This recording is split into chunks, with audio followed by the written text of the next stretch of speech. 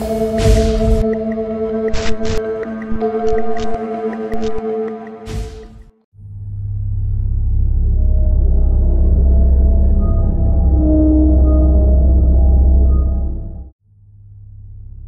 kecil, hidup saya penuh dengan berbagai pengalaman yang menyeramkan.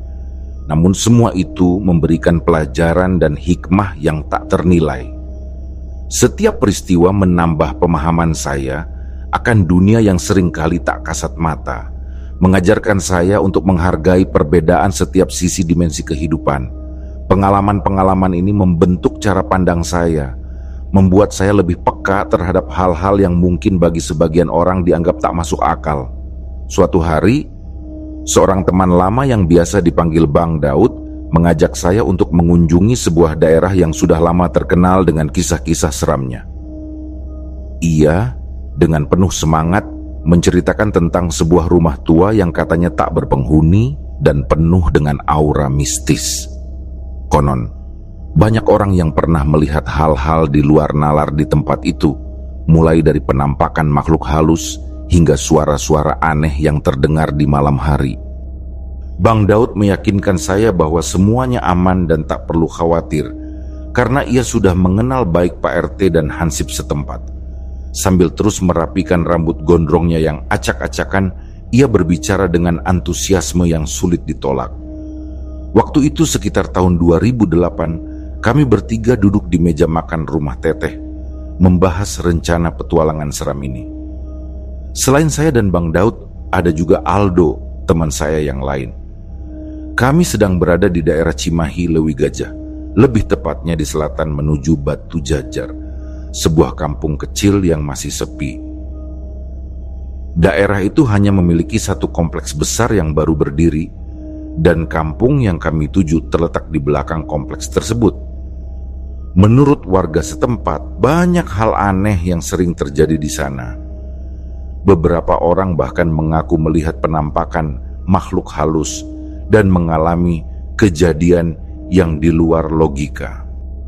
Bang Daud yang sudah lama dikenal sebagai tetangga saya saat masih ngekos di rumah Teteh di Bandung, selalu tertarik dengan hal-hal mistis. Kepribadiannya yang asik membuatnya mudah akrab dengan siapa saja, dan seringkali kami terlibat dalam obrolan yang panjang lebar mengenai berbagai topik, terutama yang berbau mistis. Bang Daud sebenarnya bukan orang asing bagi saya. Dia adalah paman dari Rudi, teman kuliah saya yang tinggal persis di depan rumah Teteh. Meski statusnya paman, Bang Daud masih relatif muda. Waktu itu usianya baru sekitar awal 30-an. Pekerjaannya di Jakarta membuatnya sering bolak-balik antara Jakarta dan Bandung. Namun, setiap kali pulang ke Bandung, ia lebih banyak menghabiskan waktu dengan nongkrong bersama kami di rumah Teteh. Penampilannya cukup mencolok, dengan rambut gondrong yang acak-acakan, kulitnya gelap namun bersih, ditambah tampangnya yang sangar namun ramah. Kepribadiannya yang humoris dan suka bercerita membuatnya menjadi pusat perhatian di setiap pertemuan.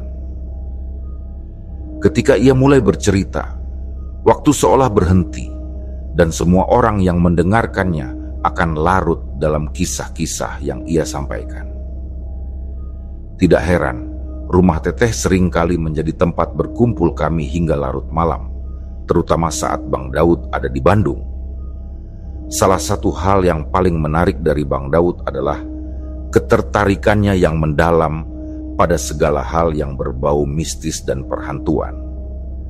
Ia selalu bersemangat jika mendengar tentang urban legend atau kisah-kisah seram dari suatu daerah. Bahkan, ia sering menulis artikel untuk sebuah majalah yang tentu saja bertema mistis dan perhantuan. Hal ini sangat sesuai dengan hobinya yang gemar menjelajahi tempat-tempat angker.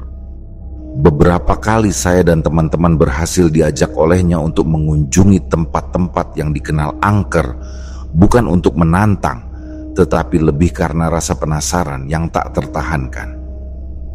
Kami ingin membuktikan sendiri kebenaran dari cerita-cerita yang selama ini kami dengar. Kembali ke rencana perjalanan ke kampung angker di Lewi Gajah, Bang Daud terus membujuk saya untuk ikut serta. Dia menceritakan tentang kuntilanak yang sering muncul di kampung itu, tentang rumah tua yang sudah puluhan tahun kosong sejak zaman Belanda, dan taman besar serta kebun bambu di belakang rumah tersebut yang sering menjadi tempat pesta para makhluk tak kasat mata setiap malam Jumat. Para tamu yang hadir dalam pesta itu, katanya, adalah sosok-sosok bule yang melayang di udara tanpa menyentuh tanah. Gambaran ini tentu saja membuat bulu kuduk merinding, namun juga memicu rasa penasaran yang luar biasa. Meski dalam hati saya merasa takut, entah bagaimana Bang Daud selalu berhasil menemukan cara untuk meyakinkan saya. Meskipun Doni dan Aldo jarang ikut dalam petualangan seperti ini, kali ini mereka juga tertarik untuk bergabung. Misi kami memang sering kali berakhir tanpa hasil, namun Bang Daud tak pernah kehabisan ide untuk membuat kami tetap bersemangat. Dengan nada bercanda, ia menawarkan traktiran makan di Cik Umar jika kami berhasil menemukan sesuatu yang menarik. Meskipun awalnya saya menolak dengan berbagai alasan, pada akhirnya saya setuju untuk ikut. Esok harinya, kami siap untuk berangkat ke wilayah angker di sekitaran Cimahi Lewi Gajah dengan harapan menemukan sesuatu yang akan menjadi pengalaman tak terlupakan. Selepas Isya, kami berdua memulai perjalanan menuju Cimahi. Suasana malam yang gelap dan sunyi seolah menambah kesan misteri pada rencana yang telah kami susun. Penghuni lain di rumah Teteh, tempat kami tinggal, sama sekali tidak tertarik untuk ikut dalam petualangan ini. Mereka lebih memilih tinggal di rumah, menghindari potensi bahaya yang mungkin kami temui. Seperti biasa, saya mengambil tempat di belakang kemudi, memegang erat setir mobil sambil memikirkan apa yang akan kami hadapi nanti. Tujuan pertama kami adalah rumah Pak RT setempat. Kami bermaksud untuk berbincang dan meminta izin sebelum melanjutkan perjalanan ke lokasi yang konon sangat angker. Bang Daud, dengan sikap yang tenang namun penuh persiapan, membawa sebuah tas kecil berisi sesuatu yang katanya penting. 1 siung bawang merah. Anehnya, bawang merah yang dibawanya berjumlah genap, dan menurutnya, bawang merah dengan jumlah genap memiliki kemampuan memancing makhluk halus untuk muncul. Saya sendiri tidak tahu dari mana ia mendapatkan gagasan seperti itu, dan saya sangat tidak menyarankan siapapun untuk mencoba hal serupa. Bukan karena tak percaya, tapi lebih karena rasa takut yang mulai merayap dalam hati. Sekitar pukul 9 malam, kami tiba di rumah Pak RT setelah 1 jam perjalanan santai dari pintu tol Cimahi. Rumah Pak RT terletak di daerah yang masih sangat sepi, jauh dari keramaian kota. Rumahnya sederhana, tidak terlalu besar, namun memiliki halaman yang cukup luas. Waktu itu, tahun 2008, kawasan ini masih tergolong terpencil dengan banyak lahan kosong yang belum terjamah pembangunan. Satu-satunya perumahan besar yang baru berdiri di daerah tersebut pun masih terlihat sepi dan lengang. Kami disambut oleh Pak Samsul, sosok yang sudah menjabat sebagai RT selama belasan tahun. Konon, tidak ada warga lain yang bersedia menggantikan posisinya. Mungkin karena tugas sebagai RT di daerah ini memang cukup menantang. Pak Samsul berpenampilan sederhana, mengenakan sarung dan peci, dengan senyum ramah yang menyambut kedatangan kami di teras rumahnya. Setelah saling menyapa, kami dipersilakan duduk di teras rumah, di mana udara malam yang dingin seolah menambah suasana menjadi lebih menegangkan. Bang Daud kemudian mulai menjelaskan maksud kedatangan kami. Ia dengan lugas menyampaikan niatnya untuk melakukan patroli di wilayah ini, mencoba mencari kebenaran di balik cerita-cerita seram yang sering terdengar. Ia juga menyampaikan bahwa jika kami berhasil menemukan sesuatu, pengalaman tersebut akan dijadikan bahan artikel yang akan ditulisnya. Pak Pak Samsul mendengarkan dengan penuh perhatian, lalu memberikan tanggapan. Ia menjelaskan bahwa banyak orang yang telah mengalami kejadian aneh dan mistis di daerah ini, terutama di sebuah jalan yang oleh warga sekitar dikenal dengan nama Jalan Potong. Pak Samsul mengingatkan kami untuk berhati-hati karena jalan itu terkenal sangat angker, terutama setelah matahari terbenam. Pak Samsul melanjutkan ceritanya tentang Jalan Potong, sebuah wilayah yang menjadi jalan pintas bagi warga setempat jika ingin menuju jalan besar atau kawasan yang lebih ramai. Meski demikian, jalan ini hanya dilalui pada siang hari, karena tidak ada satupun warga yang berani melintasinya pada malam hari. Jalan Potong dipenuhi dengan pepohonan besar dan ilalang yang menjulang tinggi, menciptakan suasana yang gelap dan menakutkan. Di tengah jalan tersebut berdiri sebuah rumah besar yang kosong dan terlantar. Rumah ini, menurut cerita warga, sudah ada sejak zaman Belanda dan telah lama ditinggalkan oleh penghuninya. Beberapa orang mengaku pernah melihat aktivitas yang tidak wajar di sekitar rumah itu pada malam hari. Pemandangan yang membuat bulu kuduk merinding. Percakapan kami dengan Pak Samsul terus berlanjut hingga sekitar pukul 10 malam. Tak lama kemudian, seorang pria berpakaian serba hitam datang bergabung dengan kami. Pria ini membawa lampu senter besar dan mengenakan sarung yang dililitkan di tubuhnya. Dialah Pak Romlik, hansip yang bertugas menjaga keamanan di wilayah tersebut pada malam hari. Setelah berkenalan, suasana menjadi lebih hidup dengan cerita-cerita seram yang disampaikan oleh Pak Romlik. Sebagai seorang hansip yang berjaga setiap malam, Pak Romlik memiliki banyak kisah misteri yang pernah ia alami. Ia menegaskan bahwa tidak ada warga yang berani melintasi Jalan Potong setelah gelap, termasuk dirinya sendiri. Dalam logat Sunda yang kental, Pak Romlik mengatakan bahwa jalan itu sangat angker, dipenuhi makhluk halus yang sering kali mengganggu siapa saja yang berani melintas. Sekitar pukul 11 malam, kami memutuskan untuk memulai petualangan ini. Sebelum berangkat, kami berpamitan kepada Pak Samsul, karena kami tidak berencana kembali ke rumahnya setelah selesai. Kami ingin segera pulang jika misi kami selesai, agar tidak mengganggu waktu istirahat Pak Samsul.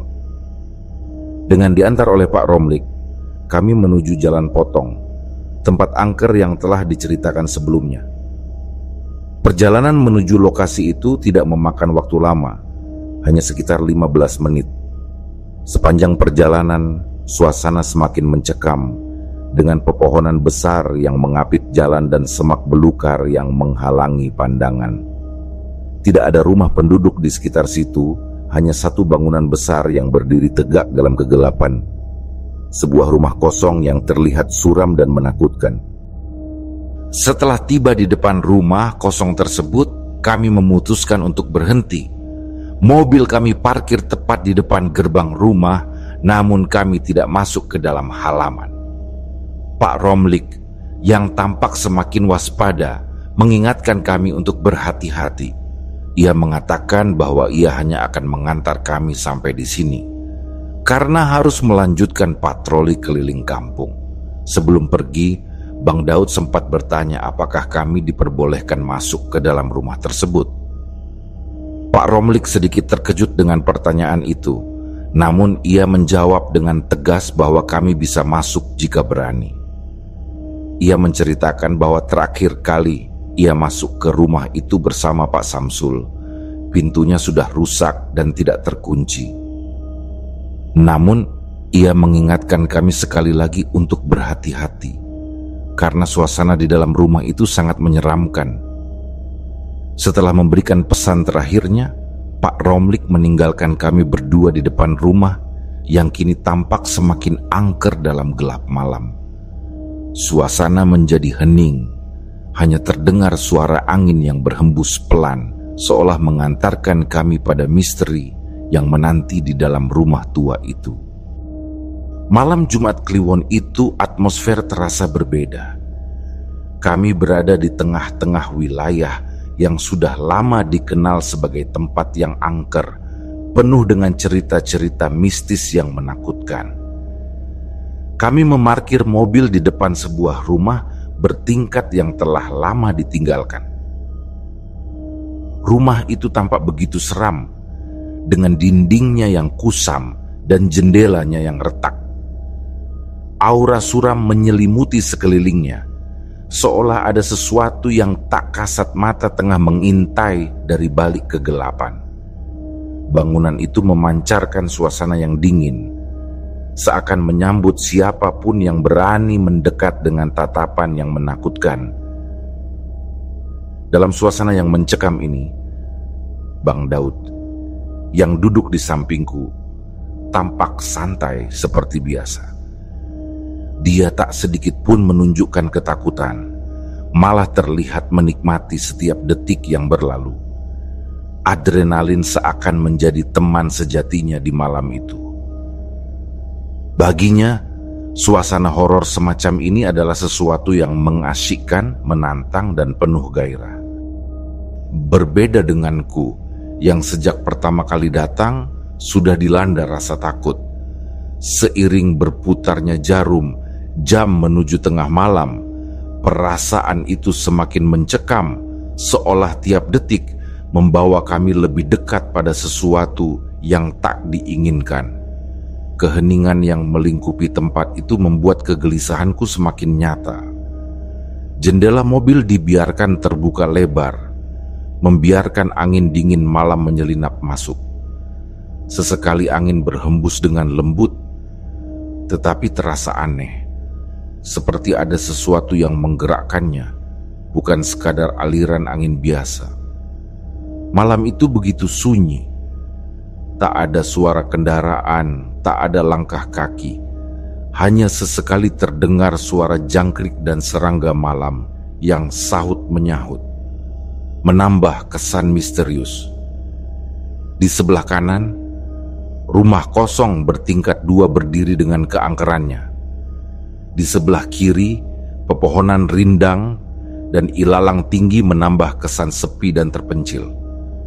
Di hadapan kami, terbentang jalan tanah yang gelap gulita, hanya diterangi samar oleh cahaya lampu pemukiman yang jauh di kejauhan. Rasanya seperti terisolasi dari dunia luar, di tengah-tengah kegelapan yang melingkupi kami. Sudah lewat tengah malam dan aku mulai merasa makin gelisah. Setiap suara kecil yang muncul seolah membangkitkan ketakutanku yang semakin tak terkendali. Aku memberanikan diri mengajak Bang Daud untuk segera pergi. Rasanya berada di sini terlalu lama hanya akan memperburuk suasana hatiku. Namun, ajakanku tak digubris. Bang Daud tetap santai, seolah suasana yang mencekam ini adalah hal biasa baginya. Dia malah mengeluarkan ide yang tak terduga, mengajak untuk memasuki rumah kosong itu. Ide yang bagi siapapun akan terasa gila, tapi baginya tampak seperti tantangan menarik. Aku tahu, rumah itu bukan tempat yang seharusnya kami dekati. Rumah tua, kosong, dan menyeramkan, tampaknya menyimpan sesuatu yang tak kasat mata. Halaman rumahnya penuh dengan semak belukar, seolah alam pun enggan mendekatinya. Sebuah pohon besar berdiri tegak di sisi kirinya, dengan cabang-cabang yang tampak seperti tangan-tangan raksasa yang siap mencengkeram siapapun yang berani masuk. Tapi Bang Daud tetap bersikeras. Dia bahkan menawarkan untuk pergi sendiri jika aku tidak mau ikut. Pilihan itu tak kalah menakutkan bagiku. Tetap di dalam mobil sendirian di tengah tempat yang angker ini bukanlah pilihan yang lebih baik. Akhirnya, dengan berat hati, aku memutuskan untuk ikut. Tentu saja, aku memintanya agar tidak berlama-lama di dalam. Bang Daud, dengan senyum cengengesan, berjanji bahwa kami tak akan berlama-lama. Kami mulai melangkah menuju rumah. Setiap langkah terasa berat. Karena semak belukar tinggi yang menyelimuti halaman membuat kami harus ekstra hati-hati. Tanah yang licin dan tertutup dedaunan basah menambah suasana mencekam. Sementara itu, pandanganku beberapa kali tertuju ke lantai 2 rumah tersebut. Seperti ada sesuatu di balik jendela yang mengintip, tetapi setiap kali aku mencoba fokus, yang kulihat hanya kegelapan. Semakin dekat kami ke pintu rumah, semakin kuat perasaan takutku. Lalu tiba-tiba sebuah suara terdengar dari dalam rumah. Suara itu seperti pintu yang bergeser, mengeluarkan derit yang panjang dan mengerikan. Jantungku berdegup lebih kencang. Bang Daud yang biasanya santai, kali ini pun tampak sedikit serius. Namun bukannya mundur, dia malah semakin bersemangat untuk melangkah lebih jauh. Aku di sisi lain hanya bisa berharap kami akan segera keluar dari sini. Pintu depan rumah itu ternyata tak terkunci. Bang Daud hanya perlu mendorongnya perlahan dan pintu pun terbuka dengan bunyi yang panjang. Udara pengap dan berdebu langsung menyambut kami, menghembus keluar dari dalam rumah, membawa aroma yang seakan-akan sudah lama terperangkap di sana. Di dalam, pandangan pertama kami tertuju pada ruang tamu yang kosong. Tak ada perabotan, hanya kegelapan dan debu yang menari di udara. Di ujung kanan, sebuah pintu lain tampak terbuka, mungkin menuju ruang keluarga atau ruangan lain di dalam rumah. Kami memasuki rumah itu dengan langkah perlahan, ditemani cahaya lampu senter yang menyinari jalan di depan kami. Setiap langkah menimbulkan bunyi berderit, lantai yang sudah lama tak terinjak seolah berteriak kesepian. Ketenangan yang mencekam itu terus menghantui pikiran kami.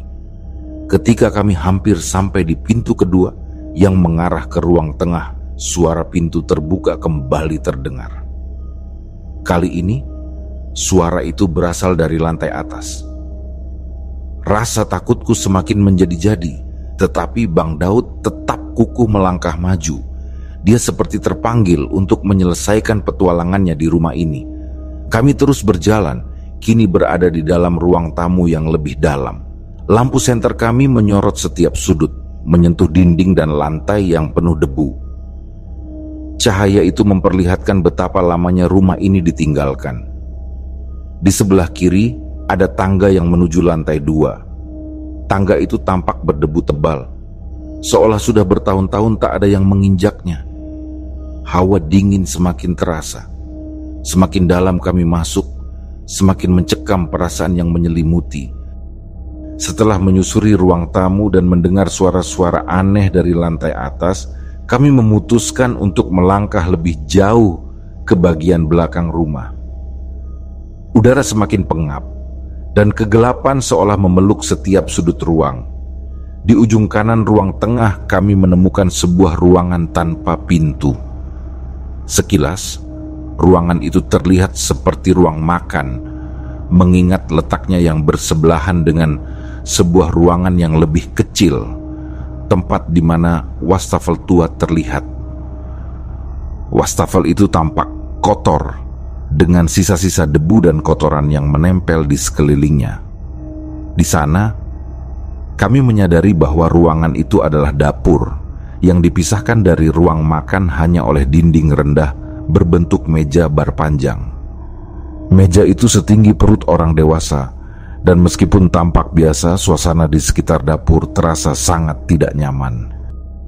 Udara di dalam rumah terasa semakin aneh. Di beberapa bagian, udara yang tadinya dingin mendadak menjadi hangat, bahkan cenderung panas. Kontras suhu yang tiba-tiba ini membuat suasana semakin tak menyenangkan. Seolah-olah ada sesuatu yang bergerak di balik dinding, mengirimkan hawa panas yang tidak bisa dijelaskan oleh logika. Suasana mencekam yang melingkupi kami seakan menggantung di udara, membuat kami lebih berhati-hati dalam setiap langkah yang kami ambil. Ketika kami sedang mencoba memahami apa yang terjadi, tiba-tiba terdengar suara pintu dibanting keras dari lantai atas. Suara itu begitu mengejutkan. membuat jantungku sejenak berhenti berdetak. Jantungku berdegup kencang dalam ketakutan yang membuncah. Seperti ada kekuatan tak kasat mata yang sedang memainkan perannya, mencoba membuat kami semakin terintimidasi oleh keberadaannya. Bang Daud yang berada di depanku tetap tenang meskipun jelas bahwa suasana semakin tidak bersahabat. Dia hanya mengatakan agar kami melanjutkan perjalanan ke bagian belakang rumah tanpa sedikit pun menunjukkan keraguan. Aku tidak bisa berbuat banyak selain mengikuti langkahnya. Rasa takut yang menguasai diri membuatku tak bisa mengambil keputusan selain pasrah pada situasi yang ada. Di ujung belakang rumah, di samping dapur, kami berdiri di depan sebuah jendela kaca besar yang tertutup oleh debu tebal. Jendela ini menghadap langsung ke halaman belakang rumah. Bang Daud kemudian mengusap kaca itu dengan tangannya, membersihkan sebagian debu yang menempel agar kami bisa melihat lebih jelas apa yang ada di baliknya. Aku ikut membersihkan sebagian permukaan kaca lainnya, berharap bisa mendapatkan pemandangan yang lebih terang. Setelah debu tersingkir, barulah kami dapat melihat halaman belakang rumah dengan lebih jelas. Pemandangan yang terbuka di hadapan kami tidak jauh berbeda dengan apa yang kami lihat di halaman depan. Rumput-rumput liar yang tinggi tumbuh subur, semak-semak belukar memenuhi sebagian besar tanah, dan pohon-pohon besar berdiri dengan anggun meski menyimpan kesan yang menyeramkan. Pepohonan itu tumbuh begitu lebat, menutupi sebagian besar halaman, sehingga pandangan kami tidak bisa menembus jauh ke dalam. Cahaya senter yang kami bawa pun tidak cukup kuat untuk sepenuhnya menembus pekatnya kegelapan. Namun, setidaknya cukup membantu kami untuk sekadar memecah keheningan yang mencekam. Bang Daud tiba-tiba berbisik pelan, meminta aku untuk mengarahkan senter ke sebuah sudut di pojok kanan halaman, di bawah salah satu pohon besar. Suaranya terdengar serius, berbeda dari biasanya. Aku mengikuti arah yang dia tunjukkan, lalu mengarahkan lampu senter ke tempat yang dia maksud. Ketika cahaya senter menyentuh sudut itu, bulu kuduku langsung berdiri. Di sana, di bawah pohon besar yang menjulang tinggi, berdiri beberapa sosok putih dengan bentuk yang sangat familiar. Mereka tampak diam tak bergerak, namun kehadiran mereka begitu nyata. Sosok-sosok itu adalah pocong. Pocong-pocong itu berdiri tegak, seolah menghadap ke arah kami, memperhatikan setiap gerakan yang kami lakukan. Cahaya lampu senter masih terarah ke sosok mereka, meskipun tanganku mulai gemetar ketakutan. Aku tidak mampu berpaling, meski setiap naluri dalam diriku berteriak untuk segera pergi dari tempat itu. Bang Daud kemudian dengan lembut menurunkan tanganku, mengisyaratkan agar aku tidak terus-menerus menyorotkan cahaya ke arah mereka. Ketakutan yang kualami saat itu begitu hebat. Dalam hati, aku hanya ingin segera meninggalkan tempat tersebut. Napasku terasa berat dan setiap detik yang berlalu hanya menambah rasa takut yang menguasai diriku. Dengan suara pelan, aku memaksa Bang Daud untuk segera pergi. Kali ini, dia tampaknya setuju. Kami mulai melangkah mundur, berusaha meninggalkan halaman belakang. Namun, sesuatu yang lebih mengerikan terjadi. Salah satu pocong itu, yang berdiri di pojok halaman, tampak mulai bergerak perlahan mendekati kami. Langkah kami semakin cepat dengan Bang Daud memimpin jalan keluar dari rumah. Namun, ketika kami hampir mencapai pintu depan, suara aneh lain muncul dari sebelah kanan, tepat di tempat di mana tangga menuju lantai atas berada. Suara itu mirip dengan seseorang yang batuk. Refleks, kami berdua menoleh ke arah sumber suara, dan yang kami lihat membuat nyali kami semakin ciut. Di tengah-tengah tangga berdiri tegak satu sosok pocong lagi. Sosoknya tinggi besar dengan kain kafan yang tampak kusam dan kotor, berdiri diam di sana seolah menjaga tangga yang menuju ke lantai atas. Ketakutan yang kurasakan saat itu sulit digambarkan. Di bawah tatapan hampa pocong itu, tubuhku terasa kaku. Namun naluri untuk bertahan hidup membuatku mendorong Bang Daud agar segera melanjutkan langkah. Seolah tersadar dari ketakutannya, dia pun mulai bergerak lagi, dan aku mengikutinya dari belakang. Dari sudut mataku, aku masih bisa melihat pocong itu berdiri di tangga, memandang kami dengan tatapan yang sulit dijelaskan. Kami bergegas keluar dari rumah tanpa menoleh lagi ke belakang. Begitu sampai di luar, kami langsung menuju mobil. Tak ada waktu untuk membuang-buang energi. Kami hanya ingin segera meninggalkan tempat itu. Di dalam mobil, Bang Daud terlihat masih terbawa suasana, namun dengan nada yang berbeda. Meski terengah-engah, dia tampak menikmati pengalaman ini. Dia berkata bahwa misi ini benar-benar seru karena kami berhasil melihat dua pocong. Bagi Bang Daud, petualangan ini adalah salah satu yang tak terlupakan. Meskipun bagiku, rasa takut masih menguasai seluruh tubuh. Aku hanya ingin cepat pulang, menjauh dari segala hal yang menyeramkan ini. Dalam hatiku aku berjanji tidak akan pernah melakukan hal ini lagi. Ketika aku akhirnya berhasil menyalakan mesin mobil dan menyalakan lampu depan, pandanganku tiba-tiba tertarik ke kaca spion. Di sana terpantul sesuatu yang membuat napasku kembali tertahan. Di belakang mobil, beberapa meter jauhnya, aku melihat satu lagi sosok pocong. Sosok itu berdiri diam, tidak bergerak. Namun kehadirannya begitu jelas, berbalut kain putih kusam yang membuat suasana semakin menakutkan. Bang Daud yang melihat reaksi wajahku segera menoleh ke belakang.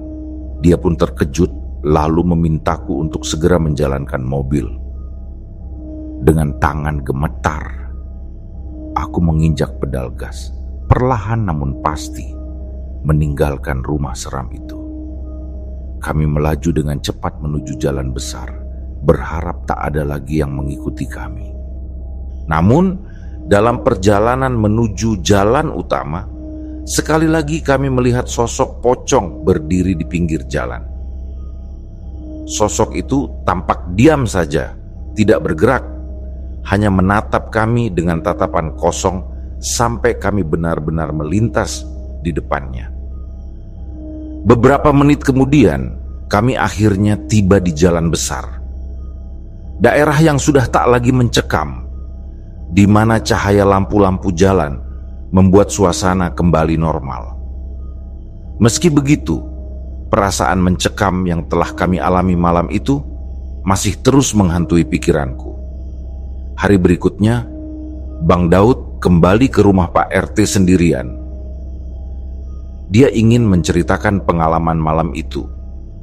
Pak RT hanya tertawa ketika mendengar cerita Bang Daud. Katanya, di daerah itu memang sering terjadi penampakan pocong. Dan kampung itu bahkan dikenal sebagai kampung pocong oleh sebagian warga luar.